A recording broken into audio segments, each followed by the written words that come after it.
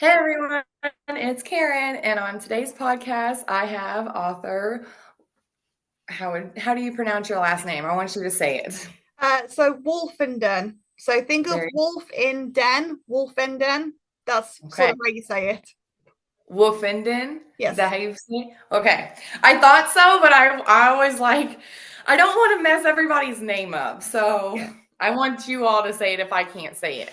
Yeah, it, All it right, is a very unusual name. Lots of people tend to mess it up, so it's easily done. I'm used to it by now. I'm the same way with my last name. So my last name, Vaught, is German, Mhm. but in America, everybody's like they say Volt, and Right. I'm like, no, think of the bought, but drop the B and add a V. Like that's the only thing I can do. So, but yeah, I love your last name. I just, like I said, I didn't want to mess it Thank up. you. So, all right. You're welcome. Thank you for coming on to my podcast today. I really appreciate this. No worries. So let's dive right into your questions. The first question I have for you today is, how do you find time to write?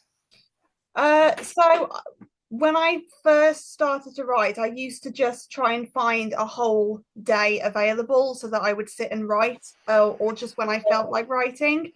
But obviously, now that I'm a bit more experienced, I've just sort of realized that I have to make time to write now. So even if it's Mhm. only 10 minutes, or if it's only like, if I can only write even a few sentences, I just try and write every day now to be a bit more proactive and to be a bit more efficient with it. Well, that's good. Yeah, I'm the same way because I'm trying to be an author too. And I used to just write obviously all the time because I was in school. But then when I got into my adult life, it got a lot harder. But now I'm starting to write more while I'm at work. I have like my little cubby hole, on a certain drawer with all of my notebooks. Like certain notebooks is for this story, certain notebooks is for this story. Just write down like little thoughts in it. So I understand that. So the next question I have for you is, what is the best time of day for you to write? I don't have a set time or preference. So again, it's just a Mhm. case of whenever I can find the time, I just sort of make myself sit and write. Um, I just don't have a preferred time really.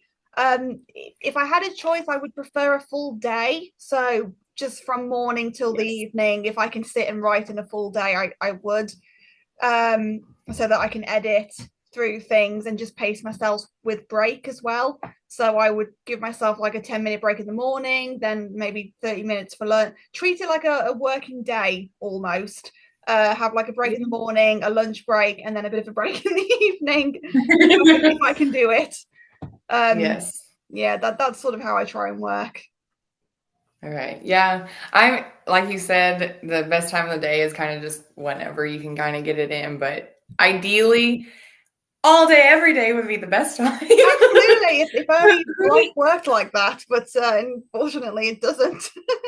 Yes. We got to have day jobs. So that sucks. Yeah, just a bit. Yeah. All right. So the next question is, how do you know what to write? Well, I tend to get ideas into my head, and it can be something as simple as like a little scene. I can get, you know, like when you watch a trailer or something, and you have Hmm. those snippets of scenes. I tend to get that just pop into my head, and if it's Mhm. intriguing enough for me, I want to expand on it. And if it's made me go, oh, that seems a bit interesting, I want to know how I'd lead up to that or what would happen after. I Right. then just try and think of a plot of some kind, and then that's how I pretty much. It's sort of how I come up with my ideas. In all honesty, they just come into my head unexpectedly. I can be watching something, I could be doing housework, I could be at work, and something will just pop into my head. I'm the same way. Yeah, stories kind of just pop in my head. Like, I don't have anything happen, just something just randomly pops in. I'm like, oh, I gotta write that down. And then if I don't write it down, I'm always screwed because I can't ever remember. What did I think of? Because it was really good. Because normally that happens like right before bed for me. So I really need to start putting a journal back by my bed and a That would be pen a or good pencil. idea. Sometimes as well, I'll see something on TikTok, or I'll even like read something, and that Hmm. will put a thought into my head. So then sometimes I screenshot what it was that gave me that idea, so that I could then Yeah. refer back to it, or just remind me possibly of what it was that I thought of at that point. So that's what I Yeah. try and do. Yeah. Normally, if I have my phone with me, I'll try to write, like you said, just one, I'll do a one word or something. And that normally will hopefully, most of the times, trigger that whole story back again. So yeah, I understand the taking screenshots too. I totally get all of that. So It just all helps, right. it's that little twig of, oh right, yeah, that's where I got the idea from, and yeah. Yeah. All right. So moving along to the next question is um let me see. What is the most difficult part of writing a book? Uh, Hang on, where are my notes? Oh, did I skip? I think I skipped four. Oh yes, I How think you long did. how long does it take you to write a book? Sorry, I was So getting so involved with that other story. I was trying to go to the next question. no, that's fine. Yeah, so that one is sort of a hard question for me. It's not, I can't give a simple answer for that one. Um, because I've only got the one book out at the moment, I'm working on my second. When I was writing my first book, I was doing that in my late teens. I was like 18, 19, 20 years old. Um, at that time, I never planned to publish anything. It was simply just my hobby. I Mhm. just wanted to write the book, never had any intentions of publishing. And it wasn't until I got into a local writers group in my town that it was just a support network. But the guy who ran it, his name was Andrew Spark. He was supporting other indie authors with publishing their books on Amazon, and he was helping to support that. So it wasn't until I met this group that they then Mhm. sort of pushed me and inspired me to actually publish it. So, That's good. in terms of how long does it take for me to write a book, I was slowly writing that book with no urgency. And then I ended up having to come away from writing because I had a lot of stuff go on in my life personally. So I ended up having like almost a 5 year break from Mhm. writing. I long story short, I sort of separated from an ex fiance. COVID happened. I had to sell my Oh, house. I yes, moved around. COVID. I met my husband, but that was a long distance relationship during COVID. He was in New York. I was here in the UK. So I had all that going on. So I just ended up not writing for about 5 years. Um, so yeah, now I think if I was to answer that question, I would say it would take, I'm aiming for a year. So I'm aiming to get out one book a year now. So hence why I'm Oh, trying to get my second book out by the end of this year, beginning of next year, possibly. yeah. But yeah, that's just not a straightforward question because I've got to go Yeah. on a roller coaster of a timetable with how I've ended up writing my first book and then just having a hiatus. So Yeah. I kind of like how you brought up that too, because I have several books that I've kind of already wrote. I just need someone to edit them because I'm terrible at editing. I think my stuff's always good, which I know it's not because there's plenty of work that can't always be done to anything. But I'm perfect. Nothing wrong with this thing. Let's just sell it the way it is.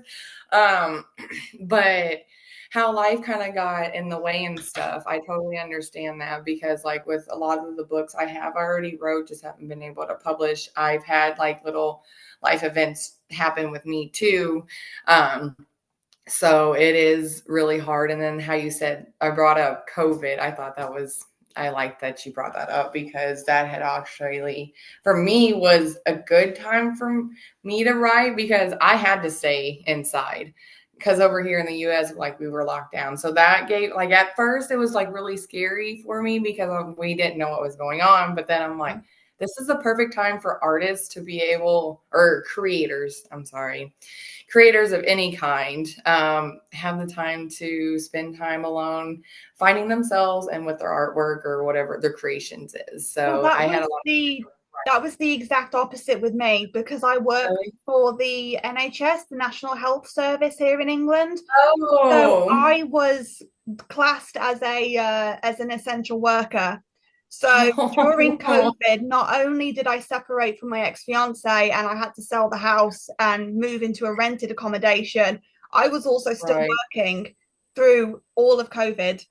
So that was That's also part of why I lost my motivation to write. I didn't have the time to write. I was very low because of all this stuff yeah, that was happening, and I was working. So it was just I yeah, I was in a low dip and I just couldn't get myself out of it, even though I did want to write. By the time I got home, I was so mentally exhausted. true. I would just collapse on the sofa and just doom scroll because I couldn't get my head in that writing place. So yeah, COVID was not a great time for me. I met my Yeah, husband. That was the one good yeah, thing about it. And yeah, we were able to do long distance and everything. But yeah, it was just a really roller coaster of emotions for me for that one. yeah. I'm sorry about you having to work through it because yeah, that I saw what everybody was having to do, and I could only imagine what everybody was having to do working wise too. That were, excuse me, that were actually considered essential workers. I felt so bad because I'm like, that's to me, that's not fair. But actually, I'm not going to get into it. Let's just go to the next question. I could Always go the on and best. on about, yeah. Okay, let's go to that question that I tried to get you to answer earlier. What is the most difficult part of writing a book? Editing. For me, Yeah. it's just editing. I've never met one person who actually enjoys the editing part. So I find that the most difficult. I do my own editing. I don't have the luxury of being able to pay for to pay for an editor.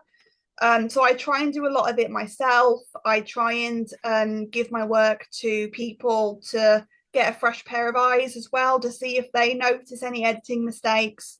I try and use just whatever resources I have, and I hope for the best.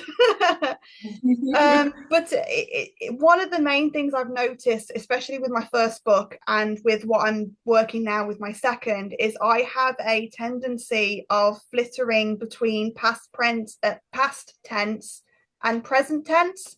I flitter Me too. between. Yeah, did you do that? Oh, I thought it was just me. I found someone who does the same. My Um, professors, teachers always get on to me. They're like, because I'm currently in English classes for creative writing for my bachelor's degree. Yeah, oh, nice. so they're telling me all that. They're like, you're going. Even my peers that because they have to revise. That's what we have to do is find someone and revise their stuff. Even there, they're like, can you pick Pick a one? tense. Yeah. I've read when I was in my writers group, when I would read my stuff to them, because that's what we would do, we would read chapters. Right, right, All of them would go, you're flittering from past to tense, and it's kind of hard to tell which one you're doing. Why are you doing this? And I yeah. think my answer was, I think it's just because I write the way that I speak. It's just very natural to me. And obviously when you speak, you're not always um what's the word, Proper. illiteracy correct. You Yep. speak in different, so I think that's why. So then I think that's why I find editing so difficult, because I then have to go back and make sure that I'm sticking to whichever tense I need to be in. And then I doubt myself because I look at a word and I'm like, is that okay to keep it in the past tense, or can I leave it as it is? Because you know, we're Right. not perfect, especially with dialogue. I do ease up on the dialogue because again, we Hmm. don't to have realistic dialogue in a story, you're not speaking perfectly. No one speaks perfectly with dialogue. So I try to ease off on the dialogue perfection, but then when it comes to the other bits, I'm like, no, I need to keep it in present or past or whatever. Yeah. Yeah, like I said, that's me. I can't do that. But I have actually used Grammarly. I know that's really weird, and you've probably seen, I don't know if you all see commercials over there, like on your YouTube ads or whatever. Yeah, yeah. Um, but Grammarly is a website that people uses over here to help like form a sentence and make it like more professionally structured, or takes out all the wrong punctuation and stuff. Like it will read your whole thing Okay. and Is give that you like an little AI suggestions. thing then, or is it? No, so this is before AI. Oh, okay, A little okay. bit, just a little bit before. It's kind of like AI, but it's a word program that you can download onto your computer, Okay. so it can go to, if you're writing a, because I got it for work too, because sometimes I tend to not say the right words in my emails. And get, so I downloaded it for that as well. But yeah, I can talk to you a little bit more about that later Okay. on Yeah, and I've stuff. I've never heard of that in all honesty. Yeah, That's but why I it just actually tried to do the does. editing myself and things like that. So Yeah, I'll send that link to you then for sure. thank So you. you're welcome. Okay. Next question is, did you self-publish or go the traditional publishing route, and why? So I've technically self-published, but as I mentioned before, I joined a writers group, and Hmm. the guy who run it, Andrew Sparks, he would help us to self. So I sort of self-published through him because he got my book on Amazon and he helped me with the book Okay. cover. So I technically have a contract with him called APS Books. That's his self-publishing company, I Come. guess is the word I'm Yeah. maybe looking for. Um, but it's still very much my own book. He doesn't own anything. It was just his way of trying to help other indie authors to publish. And if you wanted to use him, you could.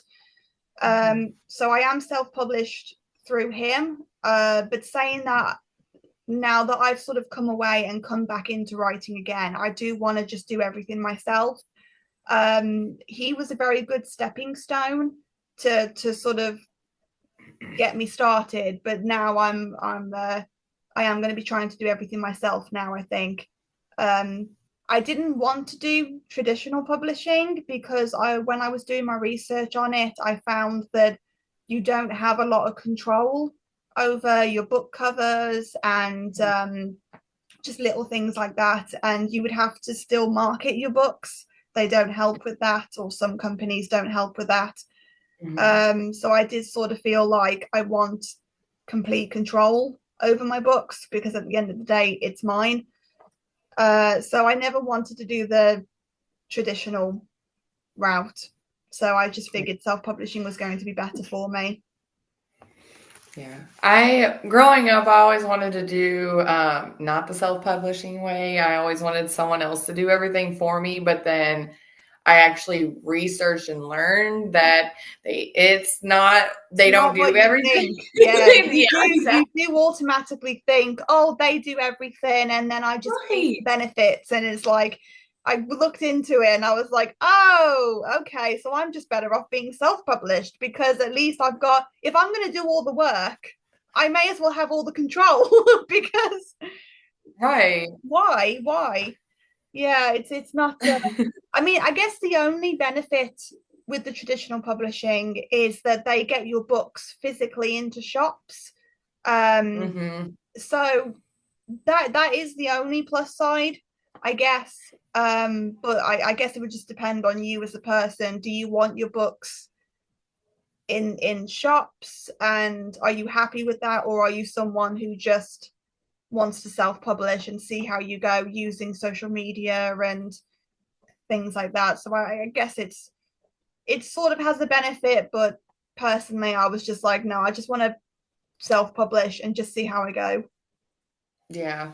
Yeah, that's like I said, growing up, I wanted to do it that way, but now I've changed it over. I want to do it myself because again, I found out that they have control over like your book cover design and stuff like that. And I'm like, to me, that's not I'm not part of that book, I feel like, because since I do photography myself, I'm an artist, so I can draw, paint, so I can Oh, literally create nice. a whole children's book.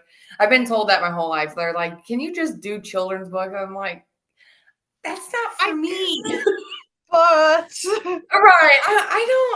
I no. I mean, yeah. I do have one that I have created that I kept, I few from kindergarten and elementary school and stuff like that. So I'm gonna try to like make it better and maybe actually try to publish some of those.